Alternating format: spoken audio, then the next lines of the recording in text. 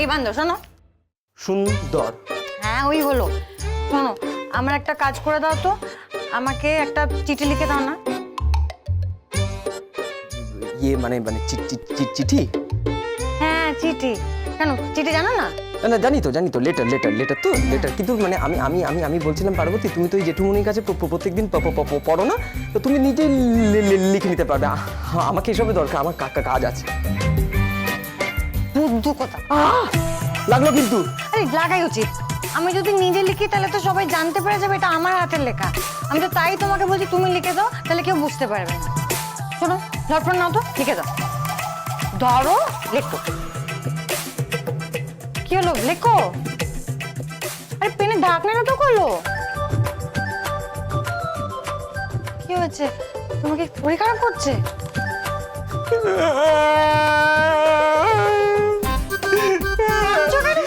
একটা সত্যি কথা বলবো? বলো। আমি লেখাপড়া জানি না।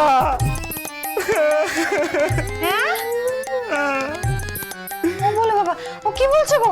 ও লেখাপড়া জানে না? এই এই তুমি যে বলো না, এই কথায় কথায় সরঞ্জামটা ইংরেজি বলো। Hello ma'am, hello sir, good afternoon, good evening, এগুলো এগুলো কি করে বলো তুমি?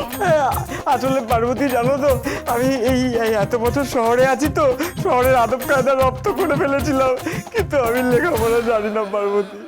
আমি ভুল হয়ে গেছে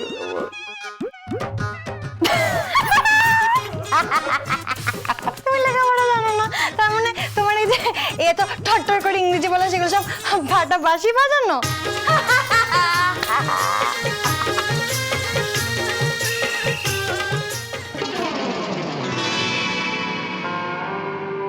এই পার্বতী, এরকম ভাবে হাসা উচিত হয়নি তো। তুই দেখ, কেউ তো লেখাপড়া নাই জানতে পারে, কত খারাপ লাগবে ওর। তুই তো নিজে শিখেছিস। বান্দর, সরি হ্যাঁ, কিছু মনে করো না। আচ্ছা। জেঠুমনি বলে না যে লেখাপড়া শেখার কোনো বয়স হয় না, তাই তুমি চিন্তা করো না। আমি যখন পেরেছি তুমি পারবে। আমি তোমাকে লেখাপড়া শেখাবো, ঠিক আছে? হ্যাঁ সে তো হলো, কিন্তু এখন চিঠিটা কাকে দিয়ে লেখাই? কি করে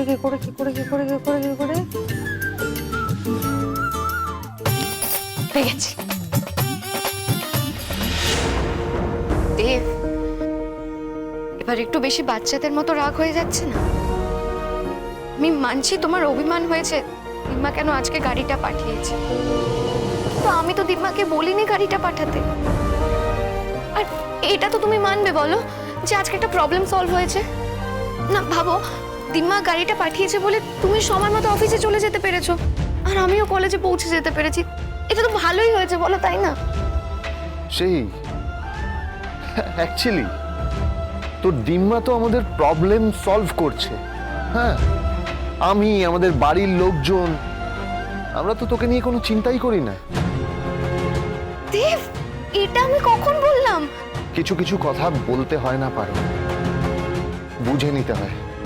তুই এক কাজ কর, তোর দিম্মাকে না আমার হয়ে একটু থ্যাংক ইউ বলে দিস।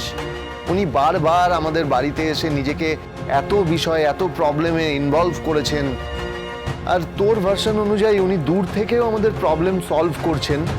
হ্যাঁ, ওনাকে একটা থ্যাংক ইউ বলে দিস। আর আমি তো এতদিন বুঝতেই পারিনি, আমাদের এই বাড়িতে এসে উনি এতবার সিন ক্রিয়েট করেছেন, এগুলো আমাদের ভালোর জন্য, আমাদের প্রবলেম সলভ করার জন্য। আমি বুঝতেই পারিনি। দেব, দেব, দেব দেখো, আমি জানি দিম্মা অনেক সময় অন্যায় কথা বলে ফেলে, আর শুধু তোমার এখানে নয়, আমার মা বাবাকেও বলে। কিন্তু কিন্তু আমি তো কোনো চুপচাপ থাকি না, দিম্মার মুখের ওপর আমি সবসময় প্রতিবাদ করি। কিন্তু আজকে দিম্মার এমন কোনো কাজ দেখিনি যেটা আমার মনে হয়েছে অন্যায় করেছে। বরং আজকে আমার কলেজের প্রথম দিন সে তার গাড়িটাই পাঠিয়েছে আমাকে ড্রপ করে দেওয়ার জন্য। এটা সামান্য ব্যাপার নিয়ে তুমি এত বড় ইস্যু কেন করছো?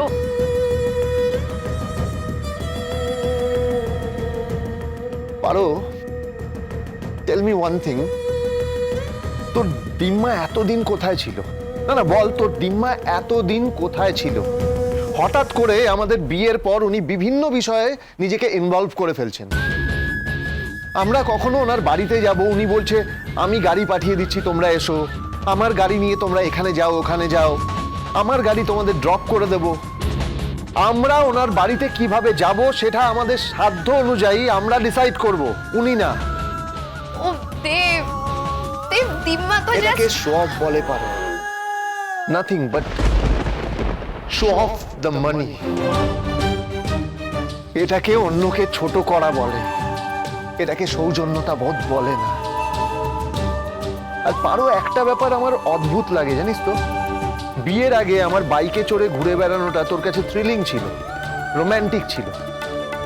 হয়তো এখন বাস্তবের মাটিতে পা দিয়েছিস তাই তোর মনে হচ্ছে যে এটা তো কোনো রোম্যান্টিক সিনেমা নয়, এটা তো রিয়েল লাইফ, তাই তোর এসব আর ভালো লাগছে না। এই যে আমাদের এত বড় জয়েন্ট ফ্যামিলি, তুই যেখানেই যাচ্ছিস দুটো লোক তোর সাথে এসে কথা বলছে, সেটা হয়তো তোর ভালো লাগছে না, তোর প্রবলেম হচ্ছে। হয়তো তোর এখন মনে হচ্ছে যে আমাদের এই বিয়েটা করাই উচিত হয়নি।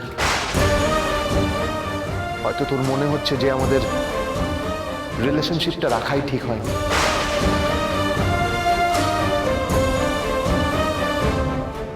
দেব, দেব তুমি আমাকে এই কথাটা বলতে পারলে? হ্যাঁ বললাম, শুনতে পাচ্ছিস না? বললাম তো, তোর দিম্মা যখন খুশি যা খুশি তাই বলে যাবে, কোনো ব্যাপার না। আর আমি কিছু বললেই প্রবলেম। আজকে দিম্মার গাড়ি পাঠানো নিয়ে অন্য তো কেউ রেগে যায়নি, বাড়ির বাকিরা তো অপমানিত হয়নি, তাহলে তুমি কেন? ইগো হার্ট হয়েছে। শোন, আমার ইগো হার্ট হয়েছে, আমার আত্মসম্মানে লেগেছে। পারো, আত্মসম্মানে লেগেছে। আমার কাছে আমার আত্মসম্মানের চেয়ে বেশি আর কিচ্ছু নেই। তোর দিম্মা আমাদের বাড়িতে এসে বারবার আমাদের অপমান করেছে, বারবার এটা বুঝিয়ে দিতে চেয়েছে যে আমাদের পুরো পরিবার তোর যোগ্য নয়। আজকে উনি এই গাড়িটা কেন পাঠিয়েছে জানিস? আমার চোখে আঙুল দিয়ে বুঝিয়ে দেওয়ার জন্য যে ওনার নাতনি কলেজে যাবে আর আমাদের ফ্যামিলির যোগ্যতা নেই নাতনিকে একটা গাড়ি দিয়ে কলেজে পাঠানোর। পারো, তুই আমার স্ত্রী, পারো। তাই আমি তোর কাছে এটুকু এক্সপেক্ট করতেই পারি যে আমার সেলফ রেসপেক্টের রেসপেক্ট তুই করবি। বাট আনফরচুনেটলি তুই সেটা করিসনি। আজকে তোর দিম্মা গাড়ি পাঠিয়ে আমাকে অপমান করতে চেয়েছে, আর সেটাতে উনি সাকসেসফুল। আজকে এই অপমানটা আমাকে কেউ করেনি। পারো, কে করেছে জানিস? তুই।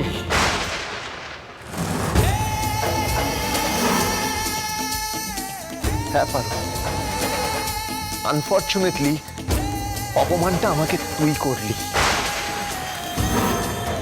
আমি তোমাকে অপমান করেছি এটা তুমি বললে? আমার এরকম কোনো ইন্টেনশন ছিল না, আমি কোনোদিনও ভাবতেও পারিনি, আমি এরকম কিছু ভাবিনি, বিশ্বাস করো। তোমার বাড়ির কেউ যদি আমাকে বলতো একবার যে... কেন বলবে আমার বাড়ির লোক? কেন বলবে যে তুই তোর দিম্মার গাড়িতে যাস না? এটা আমাদের পার্সোনাল ম্যাটার। আমার বাড়ির লোক কেন ঢুকবে এতে? দেব, তুমিও তো আমাকে... আমি কেন বলবো? তোর কোনো সেন্স নেই? কিসে তোর হাজবেন্ডের অপমান হবে সেটা তোর সেন্স নেই? তোকে কেন আমার বলতে হবে? পারো, কেন? আমার মনে হয় এটা তো সবে শুরু, এখানেই শেষ না। এবার তোর দিম্মা তোকে একটা বাংলো গিফট করবে। দেব, হ্যাঁ, বাংলো গিফট করবে। কেন বলতো? ওনার মনে হতেই পারে যে ওনার নাতনির আমাদের এই বাড়িতে থাকতে প্রবলেম হচ্ছে, সেই জন্য উনি চাইবে তুই ওই বাংলোয় শিফট করে যা।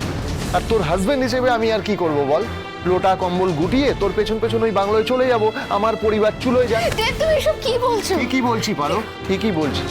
কারণ আমার তো অন্য কোনো কাজ নেই তোর দিম্মার ইগো স্যাটিসফাই করা ছাড়া। তোর দিম্মা একটা জিনিসই চায়। কি চায় বলতো? উনি সবসময় এটা প্রমাণ করতে চায় যে তুই আমাকে বিয়ে করে খুব বড় একটা ভুল করে ফেলেছিস। পারো, একদম। কারণ তোর আর আমার স্ট্যাটাস ম্যাচ করে না। তোরা খুব হাইফাই পারো, আর আমি সরকারি চাকরি করা একটা পাতি ছেলে। আমাদের কি করে ম্যাচ করবে বল? তবে তোর দিম্মাকে একটা কথা জানিয়ে this, Devapala Chowdhury owner ego satisfy করতে পারবে না। উনি যেমন ভাবে চালাবে তেমন ভাবে আমি সব সময় চলতে পারবো না, এটা জানিয়ে দিস তোর দিম্মাকে। ঠিক আছে পারো, এটা নিয়ে আর কথা বাড়াস না। কথায় কথা বাড়বে। আমি চাই না কোনো থার্ড পার্সনকে নিয়ে কথাবার্তা বলে আমাদের মধ্যে ঝামেলাটা এনলেস হয়ে যাক।